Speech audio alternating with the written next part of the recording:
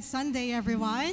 Kahit na gloomy yung panahon, no, all over the news, may habagat, ayan, nafe-feel natin ngayon, pero naniniwala tayo na mas heavy-gat, no? Heavy-gat. Pakisabi, heavy-gat. Heavy-gat ang presensya ng Diyos sa bawat isa sa atin. And then, the mercies of the Lord is new every morning, as the Word of God says in Ephesians chapter 1, verse 19 to 21.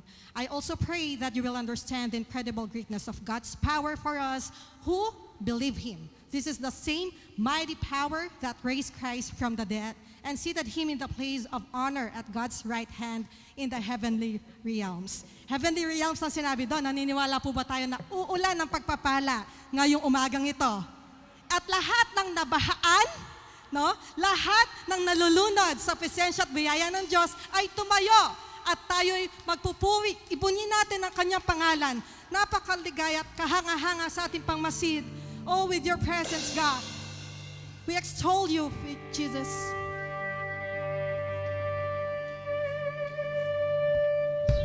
Amen. For His love endures forever. We will sing this song. We will glorify Him. We will praise His name. And we will lift His name up. Hallelujah. Give thanks to the Lord, our God and King. His love endures forever. For His good is above all things. His love endures forever. Sing praise. Sing praise. With a mighty hand and outstretched arm, His love endures forever. And for the life that has been reborn, His love endures forever.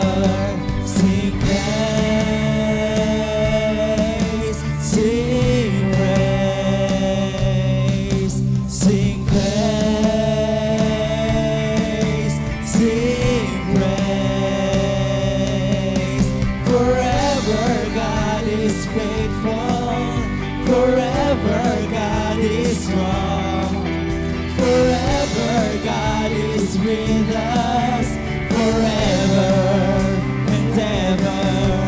Forever God is faithful, forever God is strong, forever God is with us, forever and ever, forever.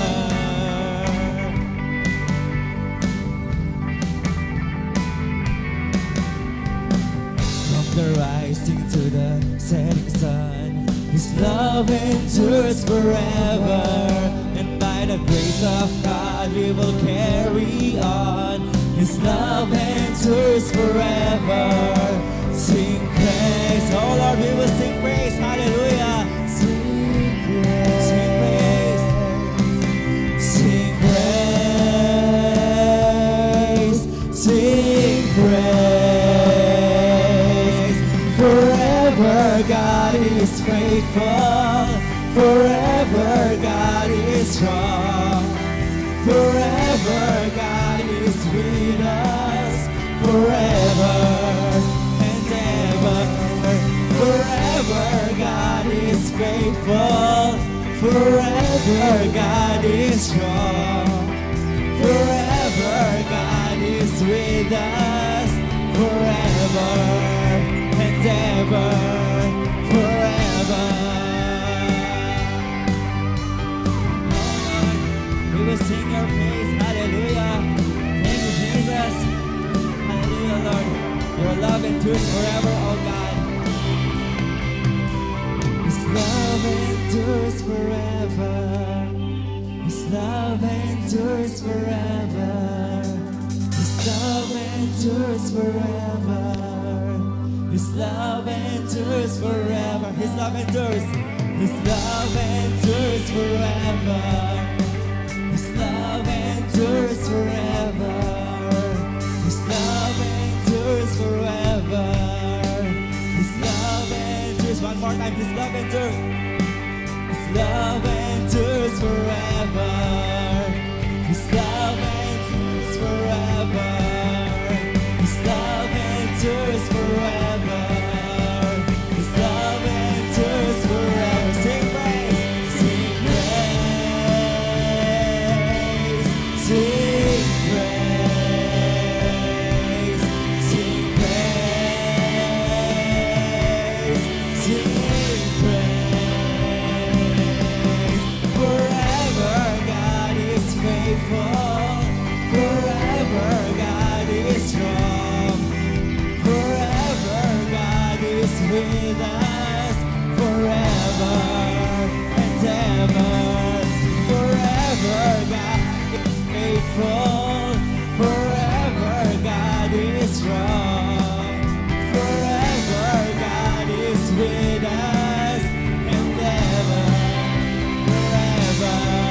Forever you are faithful. Forever you are strong. Forever you are with us. Forever and ever. Forever. Forever you are faithful, Lord God. You are strong and you will remain in our hearts. Hallelujah. Jesus. Thank you, Lord. Hallelujah.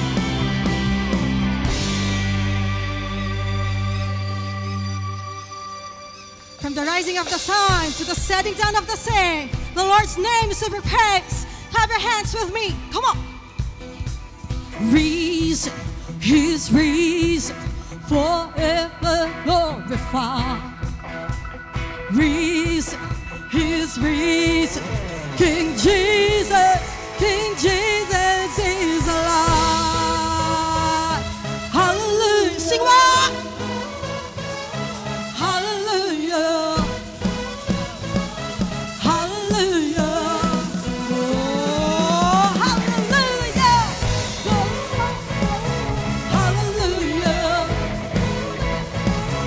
Hallelujah. Hallelujah. Great, where are you now? You've been overpowered. Death, where is your sting?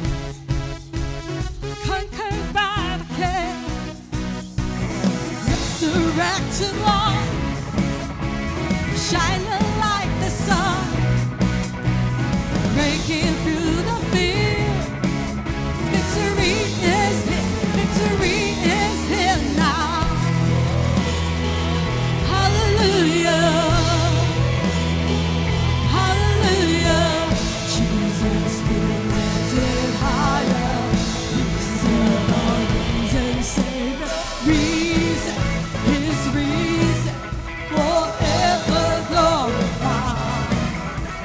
Reason, His reason, King Jesus is alive. Hallelujah.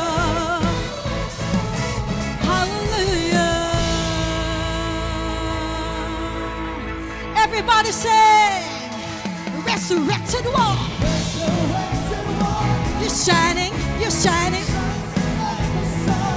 breaking through the field.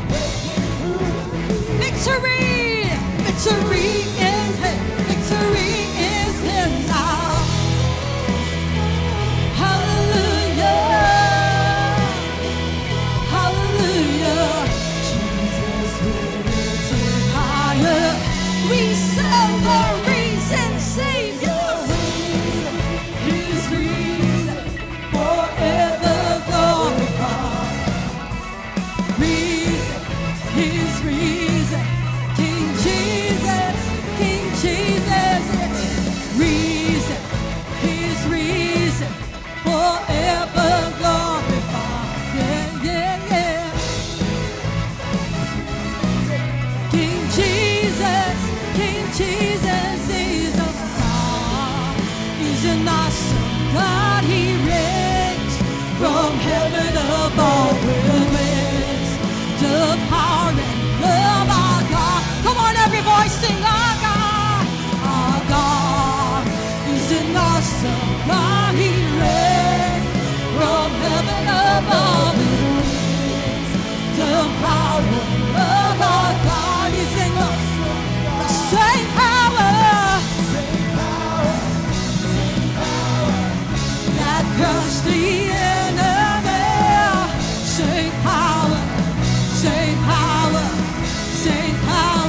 lives in. Same power that crushed the enemy. Same power lives. Everybody say, reason, His reason, forever glorified.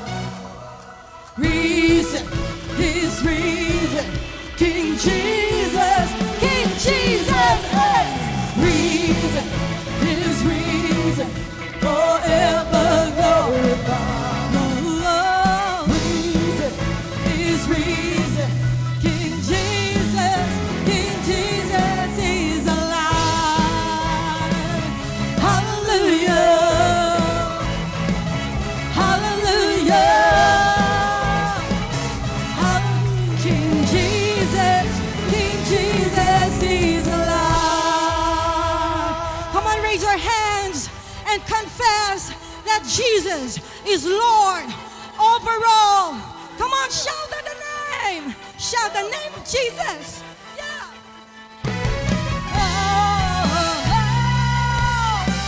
He's the Prince of Peace.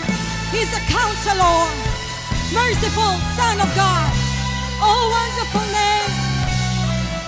Oh, hallelujah. Thank you, Jesus. Surely, Lord God, you have risen from the dead and defeated the evil in this world, Jesus. Thank you so much. Hallelujah. Come on, church. Feel the presence of the Lord. Oh.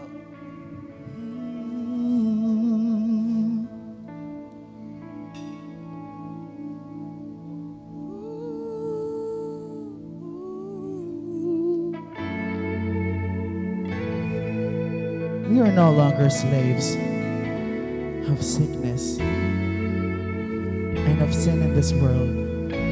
God has already freed us.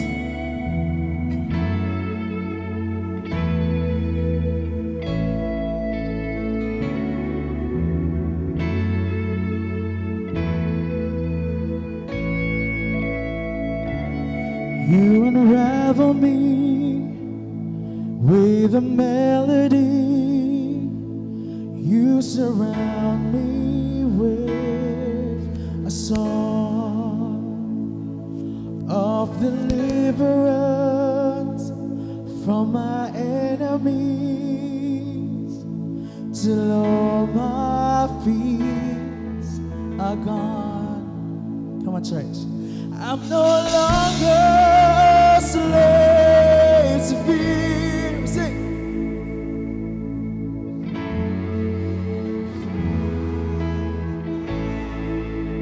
Wonderful. I'm no longer a slave to fear. I am a child of God.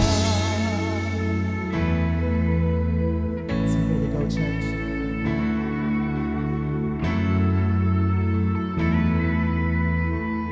Hear this out. From my mother's womb, you have chosen me. Love has formed my name. Isn't that beautiful? And I've been born again into your family. Your blood flows through my veins. I'm no longer a slave to fear. I am a child of God. Say, I'm no longer a slave to fear, 'cause I am a child of God. I'm no longer a slave to fear, 'cause I am a child of God. And I'm no longer a slave to fear, 'cause I am a child of God. You better believe that, church. You are a child of God. Jesus. Sing. I am surrounded by the arms of the Father. I am surrounded. The songs of deliverance. We've been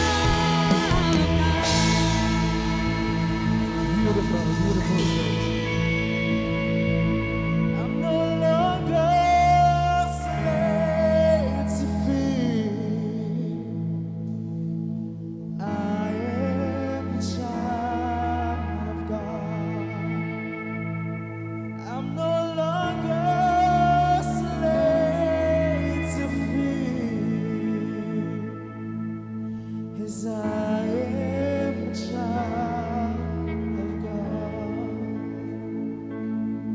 Yes, I am. Isn't that beautiful, church? Yes, I am a child of God. Yes, I am a child of God. Come on, church, feel that. Yes, I am. Feel that in your core. Feel that in your core, church. Hallelujah. We are the sons and the daughters. Woo. Yes, I am a child of God.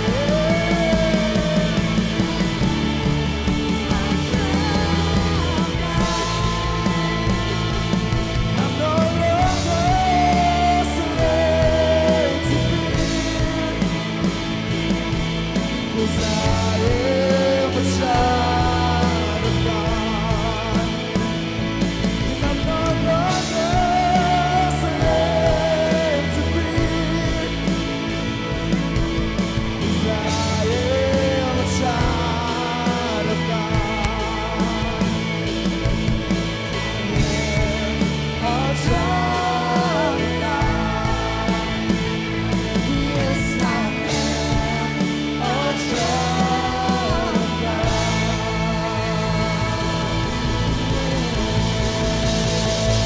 You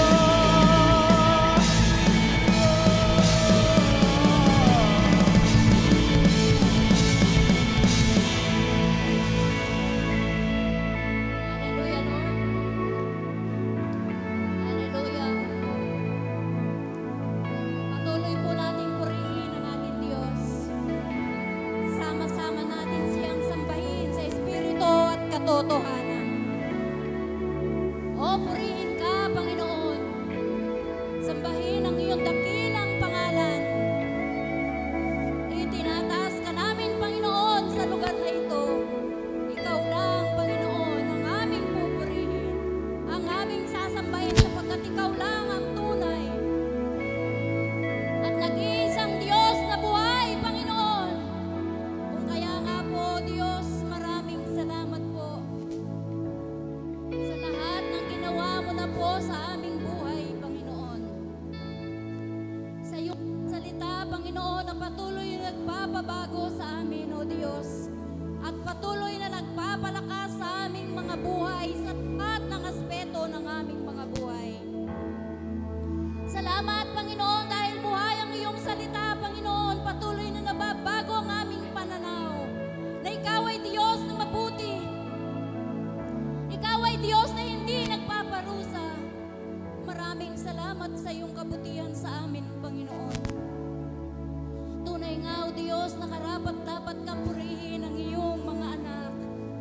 Dahil napakabuti mo sa amin noon pa man, Panginoon, hanggang ngayon at bukas, Panginoon, ikaw ay mananatiling mabuti sa aming lahat, Panginoon. Kaya maraming salamat po sa iyong mga salita na patuloy naming matutunghayan, O Diyos. Purihin ka, Panginoon, dahil ang iyong mga salita ay buhay sa amin, Panginoon. Maraming salamat, O Diyos, sa iyong kadakilaan. Kaya nga po, Panginoon, patuloy ka naming itataas sa lugar na ito. Patuloy ka naming sasambahin. Salamat po sa iyong biyaya, Panginoon, na patuloy na dumadaloy sa bawat isa.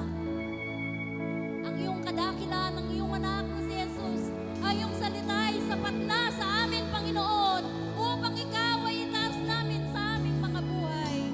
Maraming salamat po sa umagang ito. Sa iyo lang ang papuri, pagsamba at pagdakila sa pangalan ni Jesus, naming Diyos. Amen. Amen. You split the sea so I could walk.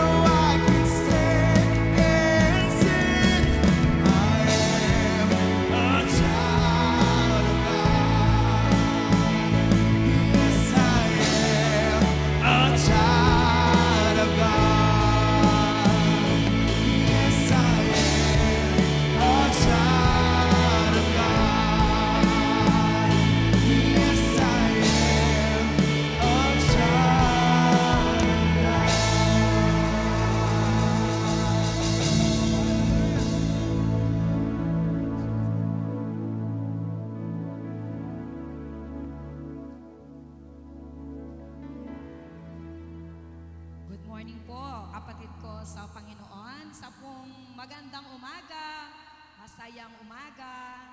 Yan, ngiti naman tayo. Paano magiging masayang umaga kung hindi tayo nakangiti, no? Ayan, alam niyo po, kahapon, meron akong nakita sa FB. Ayan. Ay, hindi pala FB, Messenger. Sinend sa akin sa family namin, sa pamilyang Abayan, no, sa Kabuuan, ang isa sa mga kapatid ko. Meron siya sinend na video. Ang video pong ito ay isang eksena na isang pamilya binabagyo, literal na bagyo. Nawala na po yung bubong, malakas ang ulan, pati yung kisame, nag-isa-isa nang lumipad. So, habang nangyayari yon, kumakanta po yung tatay, una ang maririnig mo, malakas na kanta ng tatay at ang kanta niya, Goodness of God. Yan, no po. Kumakanta siyang ganyan. Sumunod na pinakita, yung nanay, nandoon siya pinipilit niyang i-save yung mga iba nilang gamit. Parang tinatabi-tabi niyang ganyan. Kumakanta din siya ng Goodness of God. At ang pangatlong pinakita, yung dalawang anak, nasa ilalim ng bed, kasi nga wala nang kisame, wala nang bubong, malakas yung ulan. Nandoon sila, nakaganyan sila, nakaupo sila, pilit na siniksik yung katawan sa ilalim ng kama. Masaya din silang kumakanta ng Goodness of God. So, pinakita ng video na sa kabila ng bagyo na mayroon sa buhay ng tao, naroon pa rin ang pasasalamat sa Diyos. Napakabuti ng Diyos. No? At yun ang nakita ng pamilya. Hindi nila nakikitang wala na yung bubong, wala na silang bahay na maayos, pero ang nakikita nila ay isang pag-asa. Ang nakikita nila, meron silang Diyos na pinasasalamatan nila. So sa bagyo ng buhay natin, naroon din yung pasalamatan ang ating Panginoon. Pagkat anuman ang mangyari, mayroon tayong pag-asa dahil meron tayong Diyos na siya mismo ang ating pag-asa. So, makakaawit pa rin tayo ng goodness of God. No? Makakaawit pa rin tayo ng salamat o Diyos, salamat Panginoon. Pagkatapos ng wala pang 6 na oras, ang pamilya naman namin ang binagyo. Hindi literal na bagyo, kundi bagyo ng problema.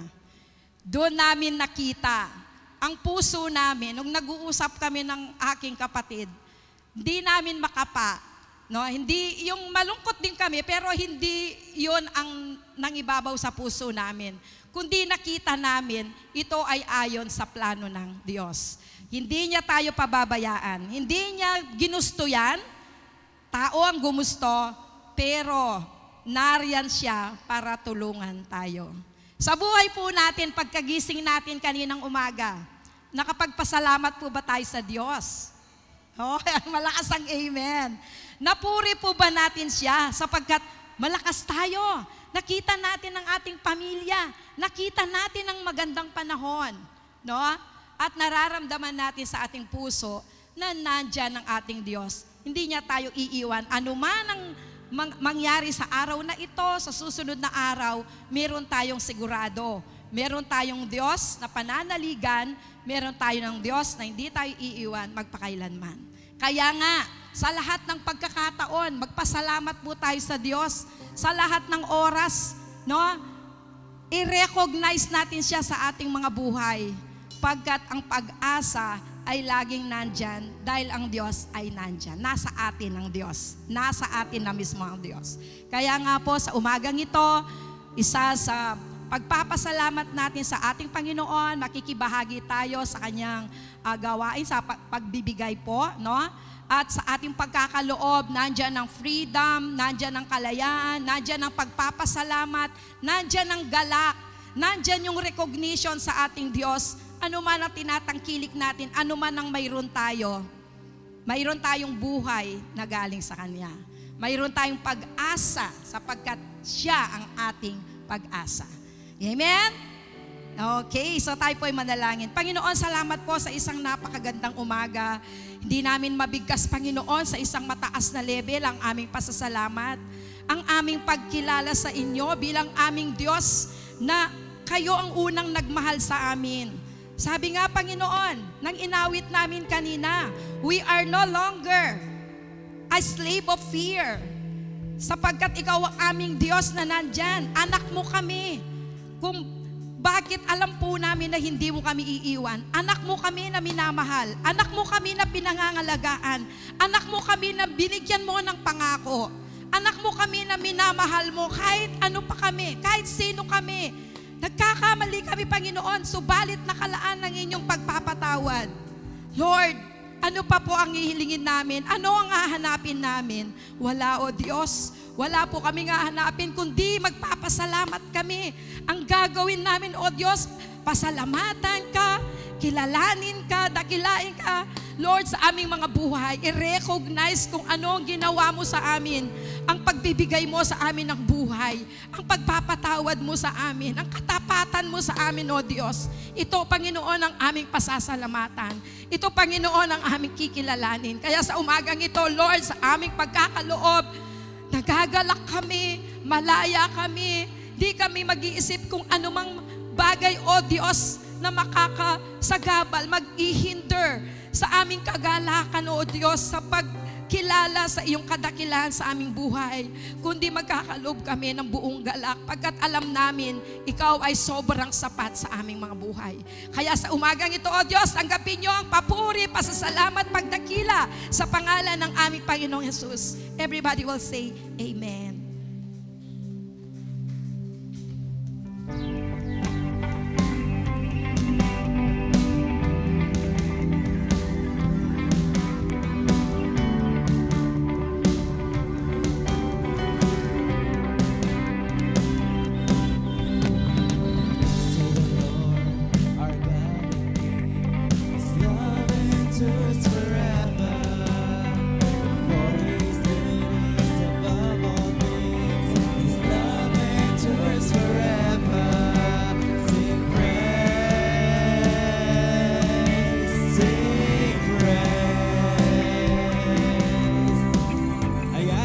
Kami po ay nagagalak na makita namin kayo ngayong Sunday. And nagagalak din po ang aming mga puso dahil meron tayong dalawang bagong dating. So welcome po natin sila.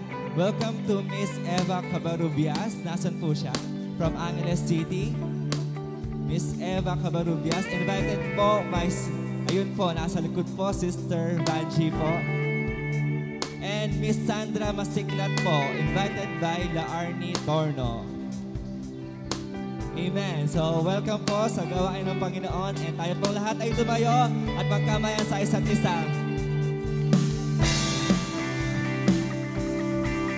Forever God is faithful. Forever God is strong. Forever God is with us. Forever and ever. Forever God is faithful.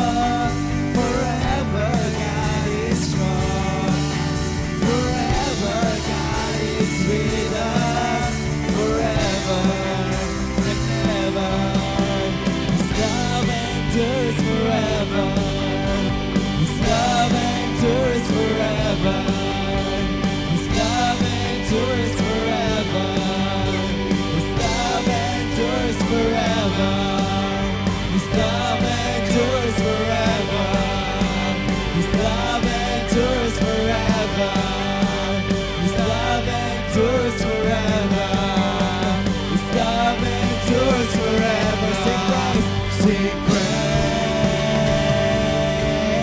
sing praise, sing praise,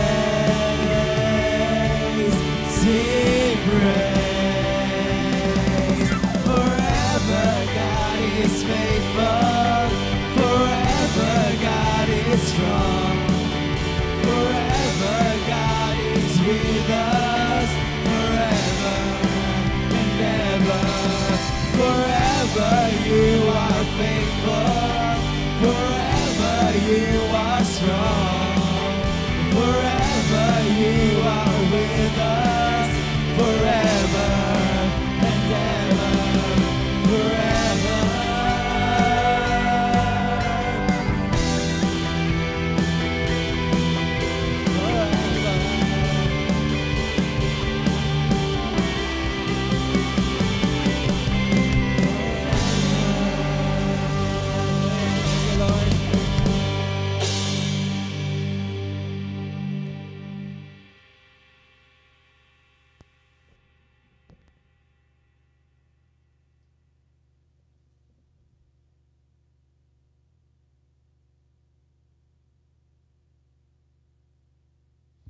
Magandang umaga po sa bawat isa. Amen. Ang kapurihan, karangalan at kapangyarihan ay tanging sa ating Diyos lamang. Okay, so umagang ito, meron po tayong bagong kaalaman patungkol sa ating Panginoong Jesus. A representation of who God is. Ang sabi po ng John 1:1, in the beginning was the Word, and the Word was with God, and the Word was God. Lampas po, punta tayo ng John 1:14, and the Word became flesh and dwelt among us. Jesus, the eternal Word. Yun po ang preaching ni Pastor. And John 1:19, ang sabi niya, kung nakita nyo ang Ama, kung nakita nyo ako, ay nakita nyo na ang Ama. Jesus, the reflection of the invisible God. Manifestation of the invisible God. Yun po ang preaching ni Pastor Edwin. Amen? Yung kuto po at saka elepante, yon ay bunga ng kanyang malikhain at malikot na kaisipan. Amen? So, sa umagang ito, ang pag-uusapan naman po natin, Jesus, the wisdom of God, or the wisdom and power of God in contrast to man's wisdom. Kilalanin natin ang kapangyarihan at ang karunungan ng Diyos sa pamamagitan ni Kristo at hindi sa pamamagitan ng ating sariling kakayahan, hindi sa pamamagitan ng ating sariling karunungan, sapagkat hindi po natin maaabot ang kaalaman ng Diyos kung gagamitin natin ang ating human intellect. Amen? So, the wisdom and power of God. Okay, so saan po natin hinango? In 1 Corinthians 1:24, but to those who are called both Jews and Greeks, Christ, the power of God and the wisdom of God. Sa bawat isa po sa atin, nakikilala natin ng ating Panginoong Hesukristo ay ang karunungan at ang kapangyarihan ng Diyos. At sa mga susunod na verses po, makikita natin ang kaliwanagan kung ano yung sinabi ni Pablo dito sa 1 Corinthians 1:24. So pag-usapan po natin the wisdom of God. Okay? Punta tayo sa Luke. Ang batay lumaking malusog, puspos ng karunungan at kalugod-lugod sa Diyos. Ayan po, no? Palagi po nating tatandaan yung mga binabasa natin. Taon-taon tuwing pista ng Pasko, ang mga magulang ni Jesus ay pumupunta sa Jerusalem. Nang siya'y 12 taon na, dumalo sila sa pista ayon sa kanilang kaugalian. Sila'y umuwi na pagkatapos ng pista, ang batang si Jesus ay nagpaiwan sa Jerusalem, ngunit hindi ito napansin ng kanyang mga magulang. Sa pag-aakalang siya ay kasama ng pangkat, nagpatuloy sila sa maghapong paglalakbay. Pagkatapos siya ay hinanap nila sa kanilang mga kamag-anak at mga kakilala, ngunit hindi nila natagpuan si Jesus, kaya't bumalik sila sa Jerusalem upang doon maghanap. Ito po yung central verse natin, no? Pagkalipas ng 3 araw, si Jesus ay natagpuan nila sa loob ng templo. Siya ay nakaupong kasama ng mga guro, nakikinig siya at nagtatanong sa kanila. At ang lahat ng nakakarinig sa kanya ay hangang-hanga sa kanyang pangunawa at mga sagot. In 48 na manghari ng kanyang mga magulang nang siya ay makita, sinabi ng kanyang ina, "Anak, bakit mo naman ginawa ito sa amin? Lubha ang aming pag-aalala ng iyong ama sa paghahanap sa iyo." Sumagot si Jesus, "Bakit po ninyo ako hinahanap? Hindi po ba ninyo alam na ako'y dapat mamalagi sa bahay ng aking ama?" And in verse 50, ngunit hindi nila naunawaan ang sinabi niyang ito. Concentrate po tayo sa verse 14. Okay. And the child grew and waxed strong in spirit, filled with wisdom, and the grace of God was upon him. Sa magandang balita, Biblia, ang batay lumaking malusog, puspos ng karunungan, at kalugod-lugod sa Diyos. Makikita po natin sa verse 2, 46 and 45 down, that Jesus Christ was 12 years old when Mary and Joseph found him in the temple. Ang ating pong Panginoon, alam natin yung kanyang conception, nung siya ay pinaglihi. Nabasa din natin nung siya ay ipinanganak. At ang huling account ay yung nung siya ay i-dedicate sa temple. After that, wala na pong account tungkol kay Kristo kung ano yung nangyari in between, no, hanggang sa 12 years old siya. And so dito sa Luke, makikita natin, and the child grew and waxed strong in spirit, filled with wisdom, and the grace of God was upon him. Kilalanin po natin si Kristo bilang isang batang lumaking malusog. Physically, he grew. No, puspos ng karunungan. He is intelligent. He is intellectually speaking, no, na-maximize ng Panginoon kung ano yung edad niya. No, naalala ko yung sa science, Madam Jem, no, yung kay Vygotsky, dapat yung age mo is according, no, doon sa makaya mong gawin. Okay? But Jesus, na-maximize niya yon, no, zone of proximal. No, yun yung isa sa mga katuroan at kalugod-lugod sa Diyos, meaning he grows spiritually. Yun po, doon natin tingnan yung mga susunod na verses. Meaning, ang ating Panginoon, in His growth as a child, nakita natin na hindi po siya kakaiba kung paano lumago ang isang tao, ang isang bata. Universally, He grew just like sa bawat isa sa atin bilang isang normal na bata. At makikita natin na ang lahat ng aspeto ng buhay ni Kristo sa kanyang kabataan, according to Luke 2:40, physically, intellectually, spiritually, at kung kalugod-lugod siya sa Diyos, meaning kalugod-lugod din siya sa tao. Amen? He established also His relationship that makes him socially growing also. Amen.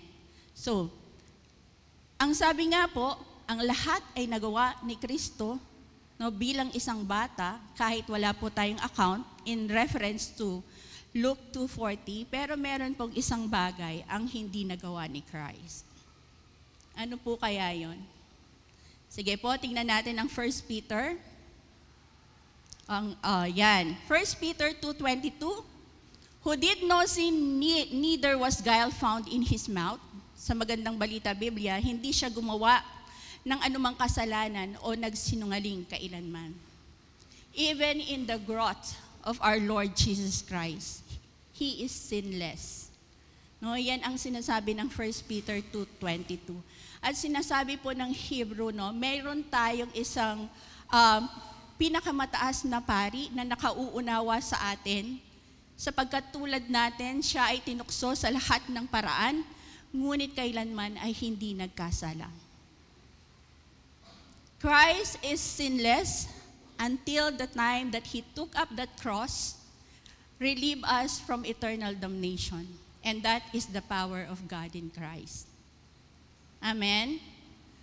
Ang bawat isa po sa atin, sabi nga ni Pastor Noy doon sa material, the last time, hindi mahirap intindihin na ang isang tao ay mamatay para sa isang mabuting tao. Ngunit napakahirap unawain na ang isa ay mamatay para sa masasama. Ito ay nangangailangan ng ng pagkakaunawa sa kagandahang loob, biyaya, grasya ng Diyos. Yun yung feeling ni Lord that kahit na ang bawat isa sa atin, that kahit na ang tao ay hindi karapat-dapat dahil siya ay makasalanan. Hindi yun tiningnan ng Panginoon. What the Lord has seen is the plan of God to save man. Yun ang plano ng Diyos at yun ay tinupad ni Kristo. Sino sa atin ang makakaunawa ng atonement, ng redemption, ng salvation, ng death and resurrection?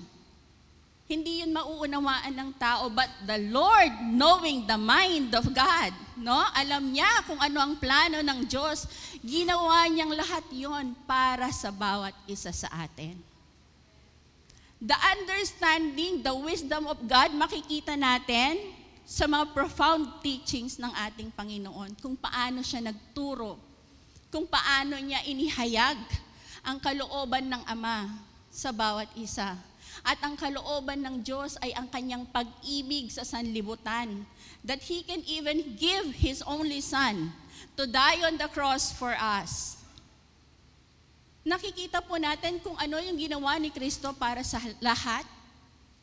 That crucifixion, yung pagkakapako ng ating Panginoon sa krus para tayo ay dalhin mula sa kapahamakan tungo sa kagandahang loob ng Diyos, tungo sa buhay na walang hanggan. Hindi po yun basta-basta. Imagine ninyo kung kayo yung nandoon, kayo yung ipako, tayo yung ipako dun sa krus, ibayubay sa krus ng Kalbaryo, no?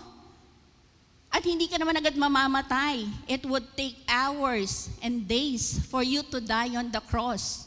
And the agony na nandun ka, nararanasan mo yung pagkapako mo, no? Tapos, nakastretch yung arms mo, no? Tuyot na yung lalamunan mo. You are dehydrated.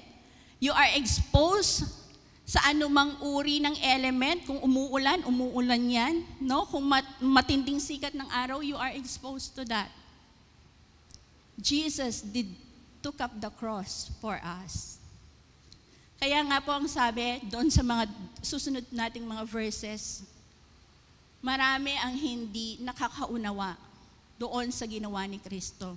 Ngunit tayo na mga mananampalataya, nauunawaan natin kung gaano kalawak, kalalim, kalaki ang pag-ibig ng Diyos sa bawat isa sa atin. Okay? So on 46 and 47, same po tayo. It came to pass that after 3 days they found him in the temple, sitting in the midst of the doctors, both hearing them and asking them questions, and all that heard him were astonished at his understanding and answers. Nabasa po natin kanina, no, yung kung ano yung nangyari. Okay, so si Mary and Joseph, together with Jesus, dadalo sa isang pista. And this is the feast of the Passover. So Genesis 16:16, ang sinasabi niya po, 3 times a year, no, the men will go to a place where that was called set by Jesus. No, yun po yung tatlong feast nila. Yung feast of the unleavened bread or the Passover, yung feast of the tabernacle or the booths, and then yung feast po ng weeks or the Sabbath. So dito sa Luke, pupunta sila sa pista ng Pasko. And kapag nagpunta po sila doon, it is in pilgrim. Pag sinabi nating pilgrim, sama-sama, pangkat-pangkat. Okay? Marami sila kasama ang kanilang mga kamag-anak or kaibigan. So nakita natin doon na nagpunta sila. And then, Jesus was 12 years old then. Sa elementary grades, ang 12 years old ay nasa grade 6 or grade 7. Yun yung edad ni Jesus Christ that time. Okay? Siya ay nagpaiwan. No? Hindi siya nawala. Okay? Baka pag binasa natin, agad nating naiisip is, napaka-negligent naman ni Mary at ni Joseph. No? Hindi nila alam na wala si Jesus. Kailangan pa nilang ipagtanong sa kanilang mga kaibigan at mga kakilala. And they did not found Jesus. So kung hypothetically, given a given situation, maiisip natin doon sa ating nabasa, but that because Jesus ay lumaki, no, na mayroong kaalaman, puspos ng kaalaman, alam niya kung ano yung kanyang ginagawa. And given sa Genesis din, kung palagi silang pumupunta, maaaring alam na ni Kristo yung lugar. Okay, wala po sa Biblia yan, no? Hindi ko po idinadagdag, pota mapapa ako. Ang sabi ko nga po, hypothetically, given the situation, reading between the lines and beyond the context, pwedeng maisip mo yung mga ganitong bagay. So ang ibig kong sabihin, hindi siya nawala, nagpaiwan siya. Pero nakita natin yung pagmamahal ni Maria at ni Jose sa kanilang anak, na nung malaman nila na wala siya, binalikan siya. And they found him in the temple. ma-relate ko lang po, kung nakaka-relate kasi ako, dun sa feeling ni Mary, na nawawala yung anak. Yan. Yung po kasi dalawang anak ko, muntik-muntikang nang mawala yung mga yan. Both at around the age of 4. Nung si Philaine po, ganito din, papasok sa YBS, excited. Bumili kami ng mga gamit niya. Okay? So, bumili po kami ng mga gamit niya. Naglalakad kami pa uwi. Okay? Hawak siya ng papa niya. Okay? Anong doon po sa may Metropol? Yung mga hindi na nakakaalala ng Metropol, yung pong mga nagtitindang mga Muslims na yung nandun ngayon. Naglalakad kami, nung mapatingin ako, wala si Philaine. Antay Philaine, wari tatalnan me, na pong tatang na. Hindi, sabi niya, ang akala ko, hawak mo. So, ang akala po namin pareho, safe siya, isa sa amin ang may hawak. So, hindi ko na po alam kung ano yung mararamdaman ko noon, nung hindi ko siya makita. So, king karagol ko po ngayon mas meragol pa yung takbang ko. No? Mas lumaki pa yung hakbang ko para balikan yung way na maaring doon namin siya nawala or doon namin nakaligtaan siya. Napuntahan po namin, nakita siya namin doon sa may bridge, doon. Yung pong harap ng 268 ngayon, no? Ayun, mga Muslims pa rin, yung mga nagtitinda ngayon ng mga cellphone, na mga lalagyan. Dati po, yun yung Mariano's drugstore. O rin pong kaedad ko, baluya pa ita. Okay, alam pa po ninyo yon. Ayun, doon po namin siya natagpuan. It's so good, the Lord is so good, nakapaligid sa Kanya yung mga college students ng Holy Angel University. Ayun. So, yun po yung, isipin ninyo kung makanano kung mipas, no, na nakita namin siya, hawak po yung gamit niya. No? Ayun. So, si Laurel naman po, sa SM Pampanga. Siguro po, naaalala pa ni Pastor yon. Meron tayong event sa BX10. Dance contest po ba yon or yon, dance contest. So, habang naghihintay po kami ng oras, lakad-lakad kami king SM. So, naglalakad kami. Alam po namin, kasama din namin siya. Okay? Si Laurel po kasi noon, ayaw niya yung nagpapahawak. O dahil alam rin naman po namin, nandiyan yung tatay niya, nandiyan ako, safe siya. So, naglakad po kami. Nawala rin, nakaligtaan rin po namin sa kaisipan namin. Nung makita namin nawawala si Laurel, the same feeling nung kay Philaine po, ganon din yung naranasan ko, no? Hindi mo alam kung ano, kung iiyak ka ba, mangangamba ka ba. Pero sabi po ni Pastor noon, nandyan lang siya niyan. So, ganito po, bumalik kami around 10 to 15 minutes, lakad-lakad po kami sa SM para tingnan si Laurel. Hindi po namin makita. Pero nung marinig ko yung paging Lorna Lacsina, alam ko na, si Laurel John. Amen? Kasi po, dahil nga may experience kami kay Philaine, tinuruan na namin siya na kapag nawawala ka, eto yung sasabihin mo. O, kaya yun po, no? So, pumunta kami. Umakyat kami sa Lost and Found. Nandun po si Laurel, hindi umiiyak. Kausap yung mga security guard. Ang sabi po ni Laurel, nawawala po ang aking mga magulang. Kami po ang nawawala. Yan, no? So, yun po yung mga stories na kaya nakaka-relate ako kay Mary. Yung damdamin ni Mary nung nawawala si Jesus. No, siguro hindi man po, konting-konti lang yung sa akin. Kasi yun sa kanya, araw na yung binilang, di ba? Pero the Lord is so good. Nang bumalik sila, natagpuan nila si Jesus. Here. Ang sabi po ng King James Version, He is seated in the midst of the doctors. Yan, sige po.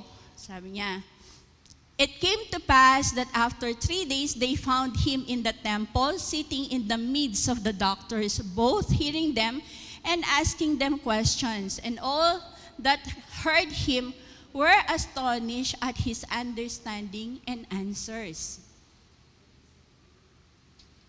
Hindi po natagpuan si Jesus Christ sa harap ng drugstore or sa Lost and Found. Natagpuan po ang ating Panginoon sa templo. And when we say temple, this is a representation, no, of God here on earth. Di po ba? Pag sinabi nating church, temple, alam natin kung ano ang nangyayari sa mga bagay na nandyan. It's religious, no? And in the olden days, hindi lang po prayer meeting, activities ng circumcision, lahat-lahat na mga festivals ginagawa dyan. So doon po sa nabasa ko, it is the time of the year, yung mga Sanhedrin, pumupunta para magturo, no? Para magturo sa templo. And I believe sila yung nakausap ni Jesus Christ. Hindi lang ordinary teacher, the doctors. Pag sinabi na doctors, they are cut above the rest. Meaning mas higit yung kaalaman nila, mas higit yung karunungan nila ukol sa salita ng Diyos or about the Torah or the Word of God, the written Word of God. Pero nandun si Jesus. And ito po yung puri sa ating Panginoon. All that had heard Him were astonished, amazed, nagilalas sila sa Kanyang pangunawa at sa Kanyang mga sagot. Alam po natin, we could think, no, ng ating Panginoong Hesukristo, sa Kanyang paglaki, He was taught na the Jewish culture. No? Naturuan siya, gaya ng pagpunta nila sa pista. And during His time, and during His growth, makikita siguro natin na ang ating Panginoon, natuto siya sa Kanyang mga nakikita. And kamukha ng mga bata that are so curious, they have a lot of things to ask. Dahil hindi nila nauunawaan and they want it to be elaborated more. Pero dito, hindi lang questioning meron siyang answers. Meron siyang sagot. Hindi lamang siya curious sa nangyayari between sa mga religious people or sa mga activities during that time. Meron siyang mga sagot sa mga tanong. Meron siyang ini-impart sa mga doctors. Meron siyang ini-impart sa mga teachers. And He is imparting who the Father is. He is imparting kung sino ang Ama. Naging kalugod-lugod siya sa Diyos. Tama po ba? Kilala niya kung sino ang Ama. And it is His way. No? Kung babasahin po natin, ito yung way ng Father. Ito yung kung sino ang aking Ama, sinishare ko kung sino siya. Sa atin pong mga Kristiyano, pwede tayong magtanong at pwede tayong sumagot all about Christ because we have Him. We know Him. We have relationship with Him. Pwede hindi tayo makasagot sa physics, pwede hindi tayo makasagot sa geometry, but we can answer and share about Jesus.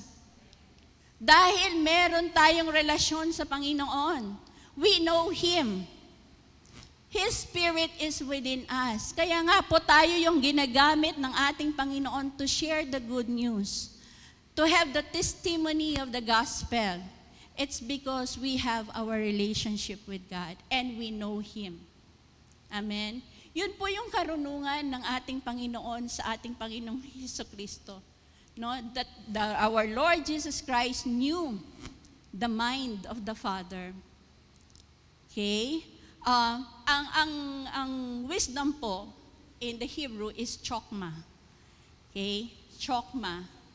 It is related po sa God's will and purpose. And ina-associate po yan sa creation, sa moral things, and the will of God. Yun po yung atin. Doon po sa hari, pinakamataas na hari at hindi pinakamataas na pari, no, nakita po natin na hindi siya nagkasala kailanman. So matatag po ang ating Panginoon. Tao lang po ang marupok na nagkakasala. Okay, joke lang po yun. Ang iba ay hindi tumawa. Yan. So, ang ibig pong sabihin sa lahat ng mga teachers dito na nasa public school, ayan, ang atin pong katatagan ay masusubok bukas. Okay? Masusubok bukas, pero alam natin, nakakayanin natin because our strength and the wisdom and the power that comes from God flows within us. Amen? Yun po yung kabutihan ng pagkilala natin kung sino ang ating Panginoong Hesukristo sa ating buhay. You know that at the age of our God, of our Lord Jesus Christ, na siya pa lang ay 12 years old, He can mingle. Kaya niyang makipagtalastasan sa mga doctors, sa mga teachers na walang ginawa, kundi pag-aralan ang written word. It's because ang Panginoon natin ay nakatutok sa kanyang Ama. And He knows the heart and mind of the Father. Amen. So, punta po tayo sa susunod nating verse in 1 Corinthians 1:18. Ito po. Christ, the power of God.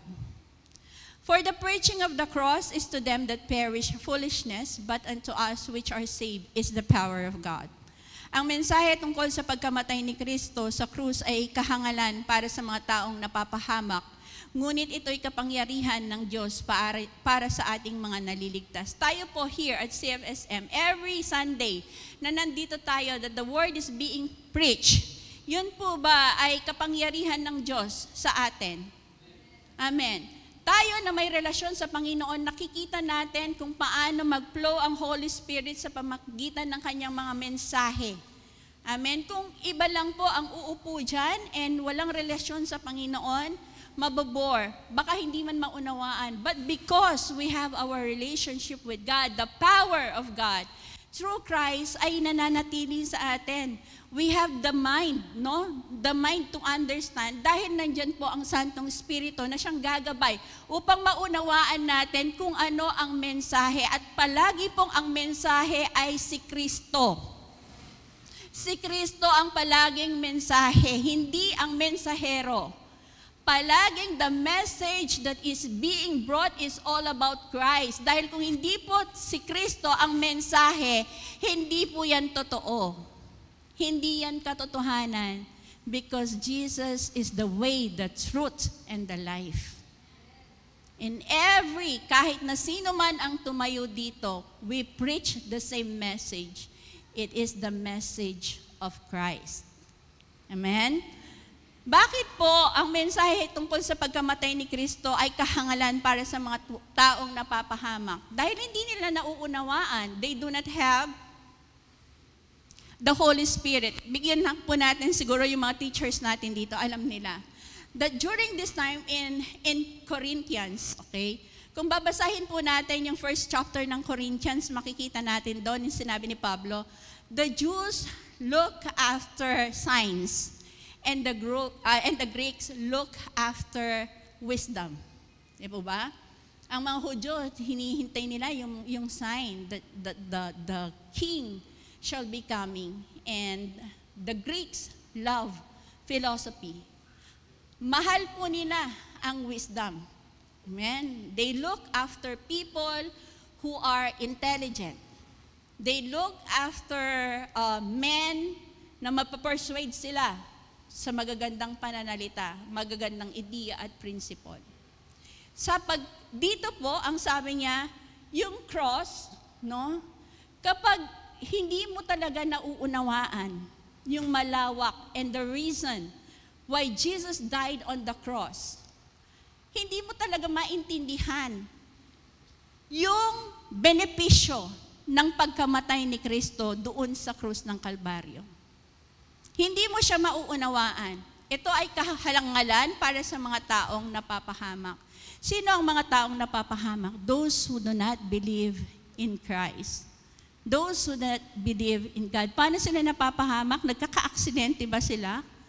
We know that we are speaking of spiritual things here. Napapahamak sila dahil napapalayo sila sa Diyos. At yun ay kamatayan. Yun yung sinasabi nating spiritual death, na ang tao ay malayo sa Diyos dahil wala siyang ugnayan sa Kanya. At ang krus para sa kanila ay isang kahangalan. Dahil during the Roman Empire, ang krus ay nagsisignify ng punishment. Nagsisignify siya ng the lowliest, pinakamababang paraan ng pagkamatay ng isang tao. No? Kapag namatay ka sa krus during that time, ang ibig sabihin, pinarusahan ka. Hindi ka pinarusahan ka at meron kang kasalanang nagawa. Kaya sa kanila, during that time, kapag may nakita sila, may namatay doon sa krus, it's nonsense. Walang halaga sa kanila. Dahil during that time, death on the cross ay isang kahihiyan. Pero ang sabi nga po ng ating Panginoon sa 1 Corinthians, no, sisirain ko ang karunungan ng mga marurunong, no, at ipapawalang bahala ko ang katalinuhan ng matatalino. Hindi lahat sa mundong ito ay physical. Tayo po sa ginagawa natin sa oras na ito, this is spiritual. Ginagawa natin ito upang lubos pang lumago, no, sa ating pagkaunawa at relasyon sa ating Panginoon. Ngunit para sa mga taong, ngunit ito'y kapangyarihan ng Diyos para sa ating mga nailigtas. Lahat po ng mga ligtas na ay magsabi ng Amen. Nasa inyo ang kapangyarihan ng Diyos. Nasa atin ang kapangyarihan ng Diyos. Nauunawaan natin ang pagkilos ng Santong Espiritu, nauunawaan natin ng malinaw ang salita ng Diyos dahil nasa atin ang kapangyarihan niya. Nasa atin ang kapangyarihan ng Panginoon to make right choices, to have good decisions in life. Dahil yun ang ginagawa ng salita ng Diyos sa atin. To make our understanding clear on the will of God. At kung nandoon na tayo na nauunawaan natin ng malinaw kung ano ang will ng Panginoon sa atin, every step that we make, every decision that we take, it's all about Him. Because Christ is the center of it all. Lahat po tayo ginagawa natin according sa pamantayan ng ating Panginoon. Every one of us here has the ability, has the capacity. Kung yan lang ang gagamitin mo, mapapagod ka because you are limited. But we draw out from the power of Christ which is unlimited. Kaya nga po sa mga sitwasyon na mahihirap, we can see that we can decide promptly. Kasi nga yung mind natin nasok na sa salita ng Diyos. Nang sinasabi niya, every situation in this world, the Lord has already overcome. Kaya hindi po tayo mabubuhay. I'm no longer slave to fear. I am a child of God. Whatever happens in this world, huwag kang matakot, kapatid. Dahil nasa atin ang ating Panginoong Hesukristo. At paano natin yan isinasapamuhay? In everyday things of our life, we pick up. No? Salamat po kay Miko dito sa ating pagandang mga presentation.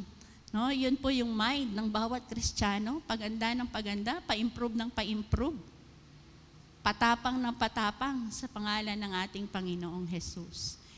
Hallelujah. So, ang sabi po niya, no, ulitin ko, for the preaching of the cross is to them that perish foolishness, but unto us which are saved is the power of God.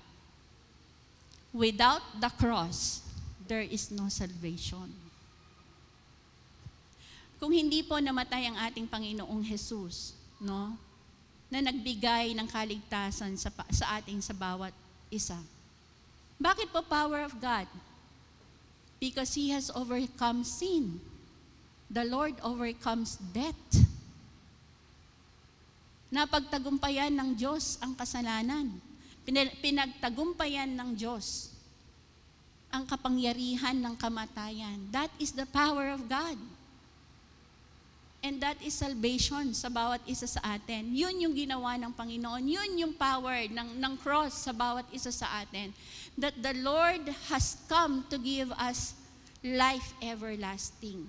Pero doon sa mga hindi nakakaunawa at yumuyurak doon sa ginawa ni Kristo na binibilang nilang kahangalan ang pagkamatay ni Kristo, ngayon pa lang napahamak na sila sapagkat wala silang ugnayan sa Diyos. And us, who see, hindi lang nakita, us na nararanasan natin, we experience and we enjoy the power of God in us. Na-enjoy po natin yung relationship natin sa ating Panginoon. The cross, the gospel, who is Jesus, is the power of God unto the salvation of mankind, in whom we are a part of it. Parte tayo ng sangkatauhan na nakarinig ng salita ng Diyos at kanyang ibinilang na kanyang mga anak nang tayo tumanggap sa kanya bilang sarili nating tagapagligtas. That is the power of God in our lives. Hindi lang natin sinasabi yan, nararamdaman natin, nararanasan natin ang kapangyarihan ng Diyos. Hindi tayo passive Christians, we are active Christians. Nabubuhay tayo ngayon sa mga kaalaman ng kung sino ang Diyos sa ating mga buhay. Amen? So, yun po yung kapangyarihan ng ating Panginoon. Jesus is the one who died on the cross para i-fulfill ang salvation ng tao. Amen? Okay, let's proceed po. Okay, punta naman tayo po in contrast with the wisdom of man. Ang sabi po ni Pablo in 1 Corinthians 2:1, "And I, brethren, when I came to you, came not with the excellency of speech or of wisdom, declaring unto you the testimony of God." Mga kapatid, nang ako'y pumunta riyan, ipinahayag ko sa inyo ang hiwaga ng Diyos, hindi sa pamamagitan ng kahusayan ng pananalita o ng malawak na karunungan. Balikan po natin that the Greeks love philosophy. They love wisdom. Gusto nila yung mga forceful speeches para i-persuade sila. Yun ang hinahanap nila sa mga taong tatayo at magpapahayag. Pero ang sabi ni Pablo, hindi ako pumunta riyan, ipinahayag ko sa inyo ang hiwaga ng Diyos, hindi sa pamamagitan ng kahusayan ng pananalita o ng malawak na karunungan. Kilala niyo po si Pablo. The Apostle Paul is an educated person. Siya po ay natuto sa ilalim ni Gamaliel, isa sa pinakamagaling na guro during that time. At kapag under ka kay Gamaliel, ang ibig sabihin, meron kang gagastusin, may pera ka. He has the status. What is his status? Pariseo siya. Paul is a Pharisee. Pinag-aralan niya. Pinag-aralan niya yung written word. Kaya nga, di ba, ang mga Pariseo, galit na galit si Jesus Christ sa kanya. Mga antagonist yung mga Pariseyong yan. Because nakikita nila yung kanilang mga sarili na matataas. Dahil pinag-aaralan nga nila yung word. And Paul, with his skill, dahil siya ay educated person, kaya niyang gawin. He is multilinguist. Marami siyang salitang alam. Wika na alam. Pero hindi niya yun ginawa. Inihayag ko sa inyo ang hiwaga ng Diyos, hindi sa pamagitan ng kahusayan ng pananalita, eloquent of speech, o ng malawak na karunungan, wisdom of man. Hindi yon ang ginamit ni Pablo, though meron siyang kapasidad na gamitin yon. Dahil meron siyang skill. Okay, tingnan po natin ang Corinthians, ang susunod. Okay? So, para mas maunawaan natin, lahat po basahin ko na, Tingnan ko lang po. Okay. Mga kapatid, nang ako'y pumunta riyan, ipinahayag ko sa inyo ang hiwaga ng Diyos, hindi sa pamagitan ng kahusayan ng pananalita o ng malawak na karunungan. Sapagkat nung ako'y nariyan, ipinasya kung wala akong ibang ipapaalam sa inyo, maliban kay Jesucristo at ang kanyang kamatayan sa krus. No more, no less. It is about Christ and His death on the cross. Yun lang ang ipapahayag ni Pablo. Hindi siya gagamit ng anumang pananalita. It is a straightforward message. The message of Jesus Christ and His death on the cross. Yun lang ang gusto ni Pablo. Nung ako'y nariyan, ako'y nanghihina at nanginginig sa takot. He acknowledged. No? In-acknowledge po niya yung kanyang kahinaan. Sa aking pananalita at pangangaral ay hindi ko sinubukang hikayatin kayo sa pamagitan ng mahusay na talumpati at karunungan ng tao, subalit nangaral ako sa pamagitan ng kapangyarihan ng Espiritu Santo o ng Espiritu, upang ang inyong pananampalataya ay masandig sa kapangyarihan ng Diyos at hindi sa karunungan ng tao. Gayunpaman sa mga taong matatag na sa buhay espiritual, ay nangangaral kami ng salita ng karunungan, hindi karunungan ng mundong ito o ng mga tagapamahala sa mundong ito, no? Not the leader of this age. Ito na ang kapangyarihan ay lilipas. Subalit, ang ipinapahayag namin ay ang lihim na karunungan ng Diyos na hindi nahayag noong una na itinalaga na niya para sa ating kalwalhatian bago palikhain ang sanlibutan. Walang isa man sa mga tagapamahala sa daigdig na ito ang nakakaunawa sa karunungang iyon, sapagkat kung mauunawaan nila yon, hindi na sana nila ipinako sa krus ang Panginoon ng kalwalhatian. Subalit tulad ng nasusulat, hindi pa nakikita ng mata o naririnig ng tainga ni hindi pa sumasagi sa isip ng tao ang mga inihanda ng Diyos para sa mga umiibig sa Kanya. In verse 10, ngunit ito'y inihayag na ng Diyos sa atin sa pamagitan ng Espiritu. Sinasaliksik ng Espiritu ang lahat ng bagay, maging ang mga pinakamalalim na bagay na may kinalaman sa Diyos. Walang nakakaalam sa iniisip ng isang tao maliban sa kanyang sariling espiritu. Gayon din naman, walang nakakaalam sa mga iniisip ng Diyos maliban sa espiritu ng Diyos. In verse 11 or 12, ang tinanggap natin ay hindi ang espiritu ng sanlibutan, kundi ang espiritu na mula sa Diyos upang maunawaan natin ang mga kaloob niya sa atin. Kaya nga, kami ay nangangaral hindi sa pamagitan ng karunungan ng tao, kundi sa pamagitan ng Espiritu. Ang pinapaliwanag namin ay mga katotohanang espiritual para sa mga nagtataglay ng Espiritu. Sapagkat ang taong hindi nagtataglay ng Espiritu ay hindi kayang tumanggap ng mga kaloob mula sa Espiritu ng Diyos para sa kanila, kahangalan ang ngayon at di nila nauunawaan, sapagkat ang mga bagay na espiritual ay nauunawaan lamang sa paraang espiritual. Nauunawaan ng taong nagtataglay ng Espiritu ang kahalagahan ng lahat ng bagay, ngunit hindi siya nauunawaan ng taong hindi nagtataglay ng Espiritu. Sino ang nakakaalam ng pag-iisip ng Panginoon? Sino ang nakapagpapayo sa Kanya? Ngunit nasa atin ang pag-iisip ni Kristo. We have the mind of Christ. Sige nga po, basahin po natin yung last, ngunit. Make it personal. Ngunit nasa akin ang pag-iisip ni Kristo. Wow.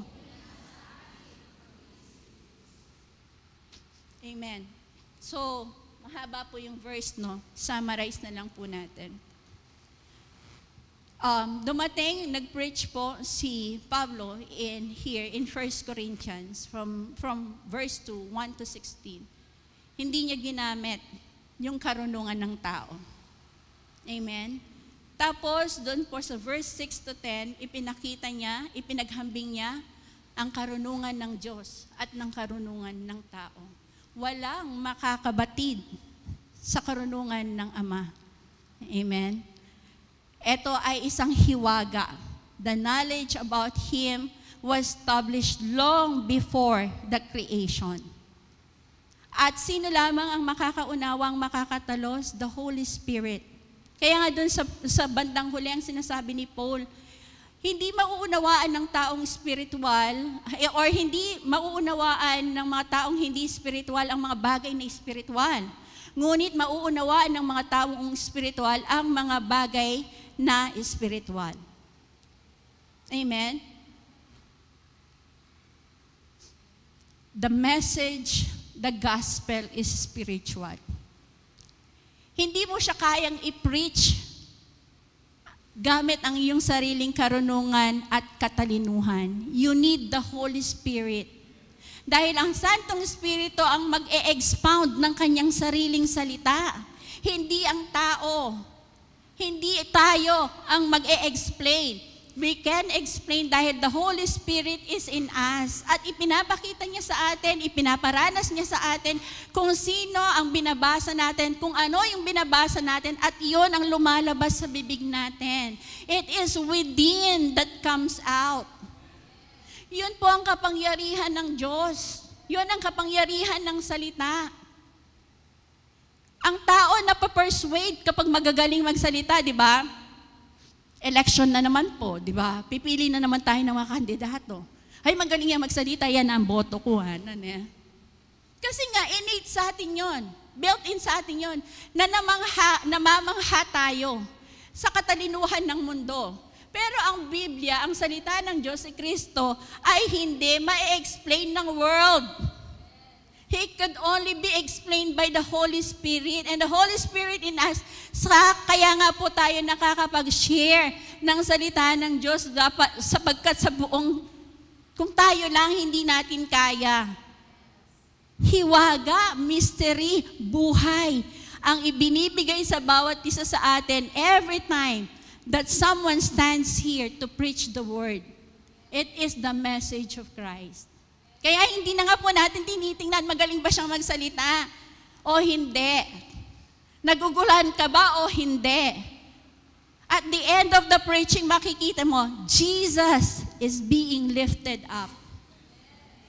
Amen? Kaya nga sa bawat isa po sa atin, makita natin ang tunay na karunungan at iyon ay ang karunungan ng Diyos. We have the mind of Christ. Nauunawaan natin ang hiwaga, ang misteryo, ang bawat letra, nagiging logos ito sa atin because nandyan ang Santong Espiritu na nagsasabi sa atin, ganito ito, ganito mo siya unawain. Amen. Okay po. So, nasa last 2 verses na po ako. Okay, sige. Yan.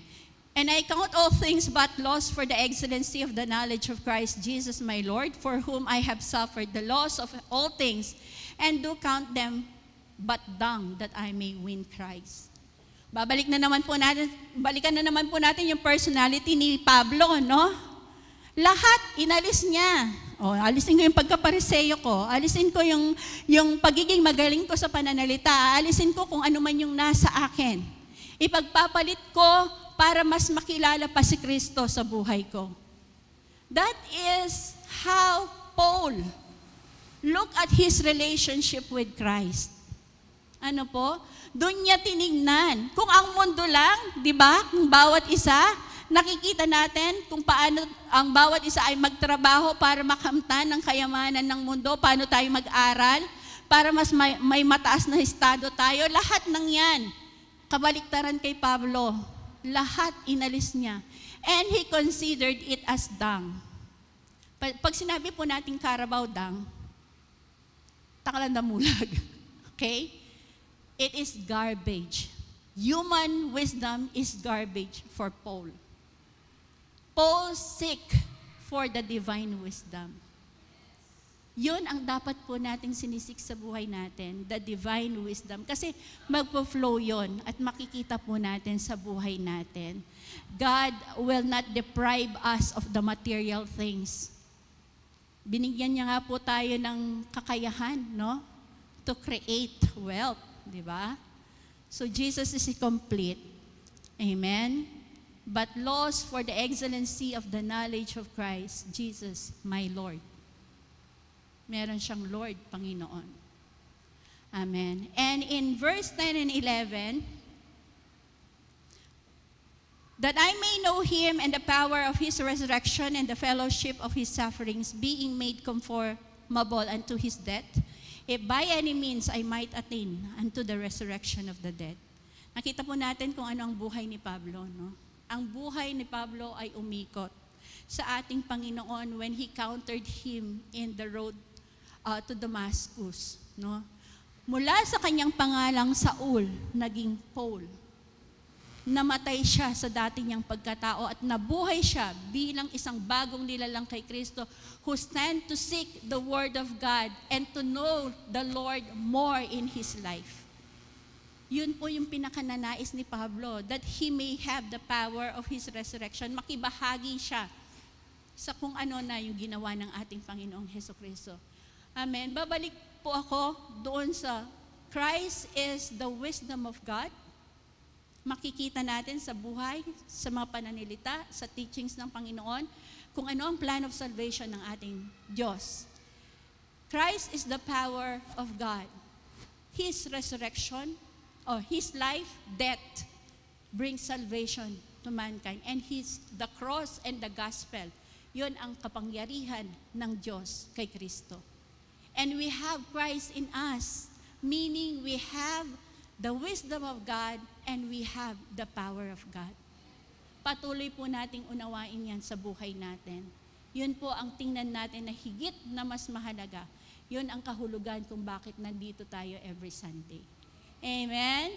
So, tinatawagan ko po ang music ministry para po sa kanilang special number.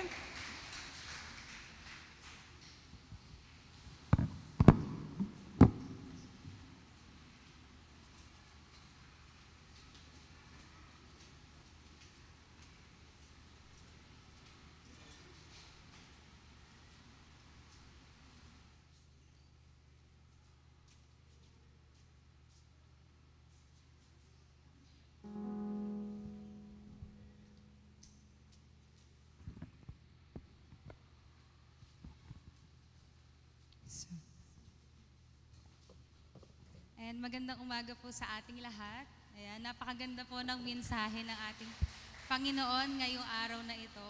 At tunay po na dapat po natin siyang pasalamatan sa lahat ng bagay na nangyayari sa atin sa araw-araw. No? Sa lahat ng mga problema na pinagdadaanan natin, unus man yan, sa buhay natin, malaki man yan o maliit, thank God, no? Kasi siya lang po yung magiging sandigan natin araw-araw at siya lang po ang magsusustain sa atin araw-araw. Ayan. Meron po kaming inihandog na kanta para sa Kanya. Ito po ay isang pasasalamat po na babanggitin at sasambitin namin gamit ang isang awitin. Hallelujah.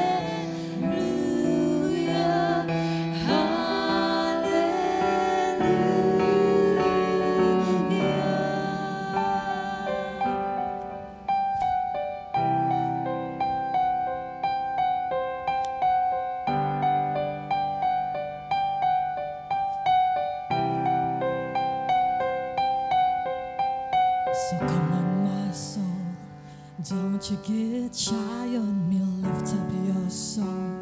'Cause you've got a lion inside of those lungs. Get up and praise the Lord. Come on, my soul, don't you get shy on me, lift up your song. 'Cause you've got a lion inside of those lungs. Get up and praise the Lord. Come on, my soul, don't you get shy on me, lift up your song. 'Cause you've got a lion inside of those lungs. Get up and praise the Lord. So I throw up my hands, praise you again and again. 'Cause all that I have is a hallelujah, hallelujah. And I know it's not much, I'm nothing else fit for a king, except for a heart singing hallelujah, hallelujah, hallelujah, hallelujah,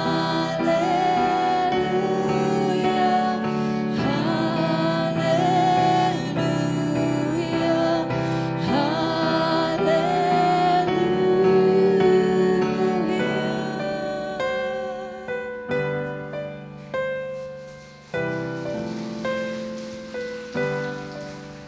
So I throw up my hands, praise you again and again. 'Cause all that I have is a hallelujah, hallelujah. And I know it's not much, I'm nothing else fit for a king, except for a heart singing hallelujah, hallelujah.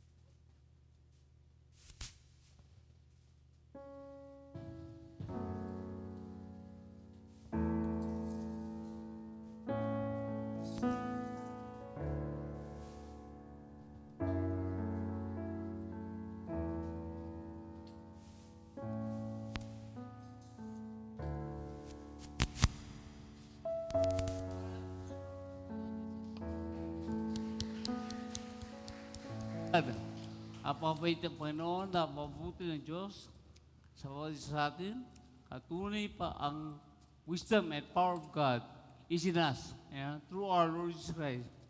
Sa magitan ng, daluyan ng Panginoon Diyos si Jesus at sa magitan ng Banal na Espiritu. Amen? Okay. So, thank you sa ating music ministry. Ay kundi sa ating special number kay Erica. Erica yung nasa gitna. At tunay na isa po ang asawa ni si Ellie naman, asawa ni Mike, Brother Mike. Si Januel naman ay si Pem, asawa ni Januel. Ano siya pala si Januel? Kaya, puri pa si Vincent, binata pa yan. Available siya. Alam ko, hindi ko pala girlfriend na, pero available siya. Okay? So, puri pa at talang po, salang special number, at si Erica po, igaling ng China. Alabig na kanya boses. Pero, pinag-aaral po siya na DepEd, China. So, puri pa at tunay na, ang mga pinag-aaral natin ay tunay na ito ay progressive, no? Ito yung progressive na kung saan ano progressive, step by step. No? Kaya po, napahalaga na tayo every Sunday at sa ating GE, kailang GE natin, i-review kung ano ang ating napahinggan tuwing linggo. Para sa ganoon ay patuloy na Martin sa ating isip at puso ang mga salita ng Diyos sa ating mga buhay. At sa Panginoon, ang Panginoon ay nagawa niyang lahat dahil ang Banal na Espiritu ay nasa Kanya. No? Hindi niya ginawa ang lahat ng Diyos, lahat ng bagay niya ay dahil sa Kanyang pagka-Diyos, kundi sa Banal na Espiritu dahil siya tao lang. Tao siya nung siya nandito sa mundong ito. Kaya kamukha natin siyang tao, kaya ang Panginoon ay isa po siyang halimbawa sa atin. At sabi nga ni Madam Rona, nasubok siya, natukso sa lahat ng bagay dahil siya ay nanahan din sa mundo. Pero nang pagtumay niya ang mundo, kaya mapagtatagumpay natin dahil ang Espiritu ng Diyos, ang Diyos ay ang kanyang anak ay nasa atin, the mind of Christ, ang kaisipan ni Kristo ay nasa ating mga buhay. Kaya tayo managumpay, dahil tayo mga Diyos, dahil tayo mga minamahal ng Diyos sa ating mga buhay. Palakpan natin yung Panginoon. Hallelujah. Kaya si Paulo ay isa rin halimbawa na kung saan ay marunong siya, may kakayahan, pero hindi niya ito ginamit sa kanyang buhay. At alam nyo, napagid din sa 1 Corinthians chapter 2, na kung saan na si Pablo ay may takot at tremble, yung nervous na magsalita ng Word of God. Pero, ang kapahinan ng Spirit, ang siyang patuloy dumalo sa kanyang buhay. Kaya nagampuan niya na ipangaral ang salita ng Diyos. Kaya, hindi dahil tayo confident, kaya tayo nag-aaral at nag-share, it is because of the power, dahil sa pakapangyarihan ng Holy Spirit, hindi dahil marunong tayo, kaya niya, kaya nakapagsalita ito sa maraming tao, tayo mga kapatid, kaya natin lahat, tayo mga anak ng Diyos, dahil ang Holy Spirit ay nasa ating mga buhay. Kaya, huwag mong pakinggan ng takot, o pakinggan ng anumang trembling, takot din niya, pangamba, no?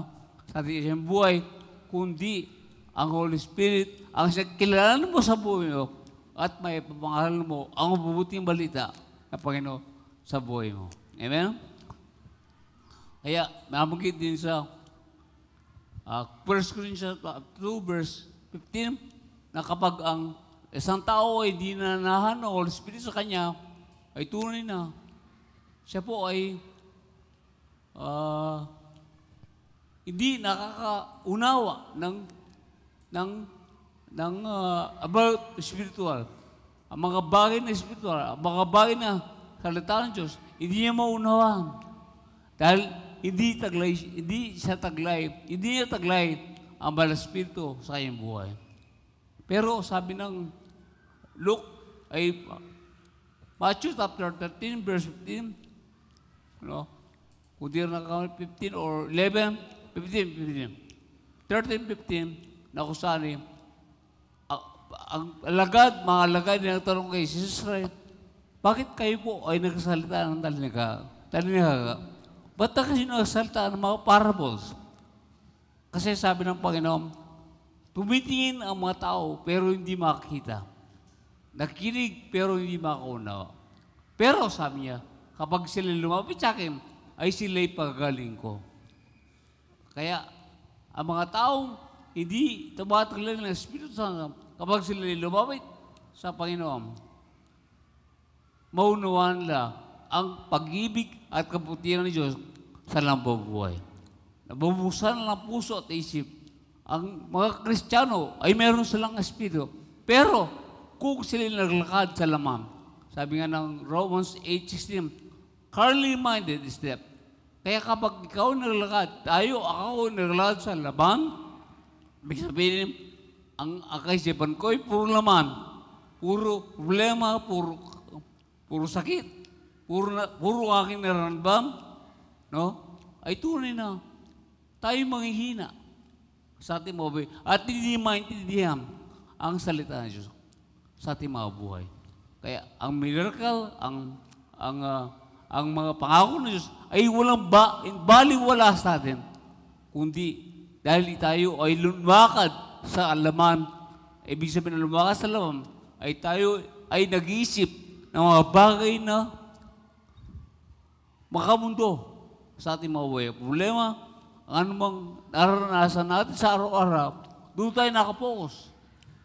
No? Kaya nga, yung pangusap ng Holy Spirit sa atin, sabi nga ni Brother Lorna, ang Holy Spirit na sa atin, nauusap. Kaya hindi natin ito narinig. But the voice of God, sabi nga ng John 10:10, ay nandoon na alam nila, alam ng aking mga tupa, ang aking tinig. You know the voice of God. Pero hindi lang tayo sensitibo, hindi tayo sanay, at hindi tayo aware dahil tayo nakatingin at tayo ay ang ating kaisipan ay puro mga bagay na laman at problema sa ating buhay. Kapatid, anuman ang ating problema, lahat ng lihan ay may solusyon na Panginoon. Kaya sa Kanya tayo tumingin. Walang imposible sa'yo at ang kanyang biyaya. Kahit tayo nagkamali, kung ang biyaya ng Diyos ang siyang ating titignan, ang biyaya ng Panginoon, di tayo karapat-dapat, pero tayo ay binigyan ng lahat ng bagay sa Panginoon dahil sa Kanyang pagmamahal at dahil sa Kanyang kabutihan sa buhay natin. Kaya kahit ang lahat ng tao makasalanan, sila ay mahal ng Diyos sa kanilang buhay. Walang taong hindi minamahal ng Diyos.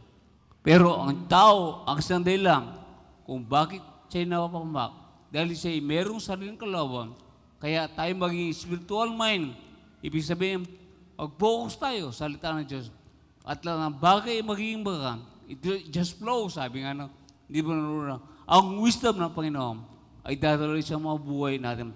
At hindi napag-aral natin kung bakit tayo nagawa natin. Hindi tayo accountant, hindi tayo manager, hindi tayo marketing, hindi tayo banker. Pero nakakapag-desisyon ka, nakagawa ng bakit? Dahil sa kapangyarihan ng Banal na Espiritu, ang karunungan ng Diyos ay dumadaloy sa ating mga buhay. Kaya purihin Panginoon, walang imposible sa iyo. At ang karunungan ng Diyos ay nasa ating mga buhay. Kaya ikaw, kapatid, ikaw ay puno ng karunungan, ay puno ng kaisipan ng Diyos, ang Panginoon sa iyong buhay. God bless you po. Magandang umaga sa inyong lahat. And let us all stand. Hallelujah. Thank you, Jesus. Lord, salamat po sa mga ito. Salamat sa iyong ginamit. Salamat, Panginoon, sa iyong biyaya sa iyong mga buhay. Salamat sa kanyang pamilya na sabot sa kanya. At salamat, O Diyos, sa bawat isa po sa amin na ikaw ay patuloy mo kaming ginagamit sa kaming kanya-kanyang mga parahugan, layunin sa buhay namin. Kaya, Lord, kami po'y lubos na napapasalamat at pupuri. Ang iyong pag-ibig ay pagmamahal. Ang iyong biyaya, ang iyong kapangyarihan ay patuloy na naranasan yung mga buhay. Kaya, Lord, we will just, kami patuloy na mamangha at pupuri araw-araw. That everything, this is the day that the Lord has made. We give praise and glory to the Father and the Son and the Holy Spirit. And we all say, Amen and Amen.